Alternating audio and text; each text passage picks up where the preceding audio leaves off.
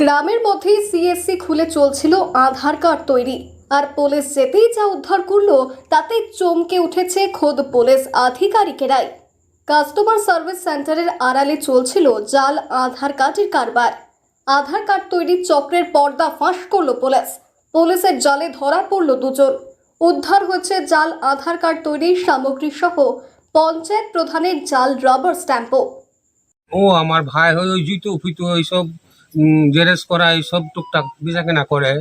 তারপরে ওই যে দুজন এসছে, ওরা মোটরসাইকেলে এসছে দুদিন আগে, দিয়ে ওকে বলেছে তোমার কম্পিউটারের জেরেসের দোকান আছে, আমরা এই কাজ করব, আমাদেরকে যদি বলো তোমাকে কিছু পয়সা ময়সা দেবো বলে। ছেলে মানুষ এইরকম ভাবে বুঝতে পারেনি, দিয়ে সেরকম কাজ করতে লেগেছে। আপনারা চলে এসছেন পুলিশ ফালিশ লিয়ে, দিয়ে এই অবস্থা।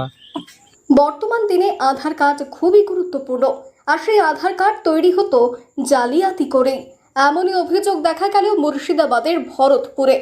কান্দি মহকুমা পুলিশ আরক্ষা আধিকারিক সস্ট্রিক অম্পুরদার সাংবাদিক বৈঠকে জানান, ভরতপুর থানার আলুগ্রাম গ্রাম পঞ্চায়েতের গোবিন্দপুর গ্রামে ইমামুল শেখ সে নিজের দোকানে তৈরি করছিল জাল আধার কার্ড। এই ঘটনায় ইমামুল শেখ ও নিয়াজ শেখ তাদের দুজনকেই গ্রেফতার করা হয়েছে। নিয়াজ শেখ তার বাড়ি বড়োয়া থানার বধুয়া গ্রামে।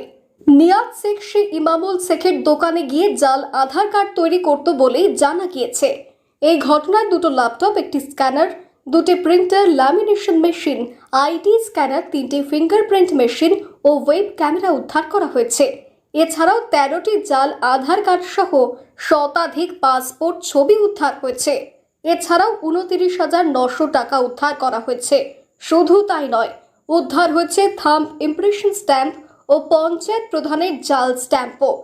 ঋতু দুজনকে কান্দি মহকুমা আদালতে 10 দিনের পুলিশ হেফাজতের আবেদন জানিয়ে তোলা হবে বলে পুলিশ সূত্রে জানা গিয়েছে।